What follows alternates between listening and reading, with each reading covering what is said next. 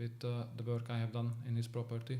Yeah. Especially because it needed some small refurbishments, new carpets and painting. One thing that I noticed that you did, which really caught my eye, is you actually got an interior designer, didn't you? Yeah. For your latest one, the pictures look phenomenal. For anyone that hasn't seen it, I'll put a link to obviously your Facebook and stuff in the description. But it looks beautiful. Do you feel like having that interior designer there really makes a difference in terms of the quality of the photos that you take out, in terms of proof of work as well? So when you go to show someone else, like, look, this is what I transformed the house into. And also in terms of like filling rooms, do you feel like it's had a positive impact in that respect? Yeah, definitely. I mean, especially when it comes to building a good relationship with the landlord, because when you just show them these pictures, they really are impressed because these photos, these rooms, they do stand out. I'm not saying because these are mine, but they're really nice. They are really nice. Yeah. So yeah, it all comes down to the interior designer. So that was one of my best investments. What made you go down that route though? Because it's not something that's always obvious. And like I said, you only got them in recently. What made you think, right, you know what, for this one, I'm going to get an interior designer in to do this properly? What made you what was that switch in your mind that said, right, you know what, I've got to get an interior designer and do it? Well, I did it with the previous one as well. That's why the landlord called me, because, well, I always knew that I'm not good at interior designing, so why bother, Yeah.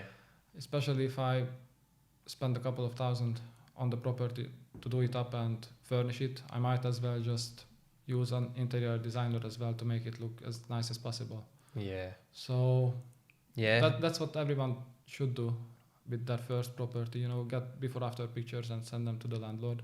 Nah, that's brilliant. How much is that in terms of like an additional cost? So if anyone that's watching this then they're on a really strict budget and they're sort of like on the fence as to whether to spend it on an interior designer, does it cost a lot to get one in?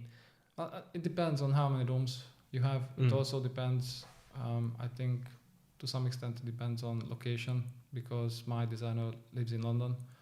So she had to came from London.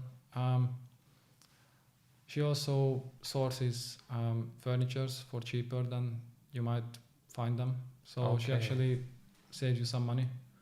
She also sources all the things, accessories, photos on the wall, everything. If you want, you could buy them yourself, but so literally just the full package. Yeah, exactly. Furniture, pictures, and you get her skills as well. Yeah, it depends on what you want. I mean, you could get all these things for yourself and then just use her to make the property look nice. True. So the price depends on all these things. So I cannot really put a price on it because... Yeah. I mean, to be honest with you, your return's infinite. Like, if you think about it, like, whilst you've paid initially, I mean, to have those pictures, you can always use that as evidence for anything moving forward, you know what I mean? And like I said, it's a phenomenal job as well. In terms of everyone knows what's going on right now, we got the face masks out, we got obviously...